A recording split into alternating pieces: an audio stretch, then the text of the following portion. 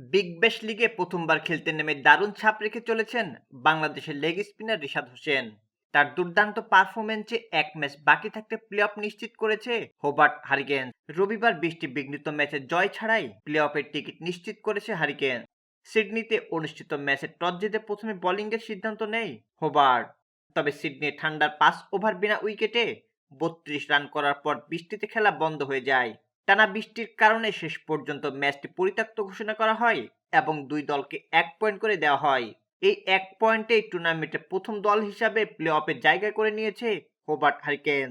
9 ম্যাচে 13 পয়েন্ট নিয়ে পয়েন্ট টেবিলের শীর্ষে অবস্থান করছে দলটি। হারিকেন্সের এই সাফল্যে বড় ভূমিকা রেখেছে রিশাদ হোসেন।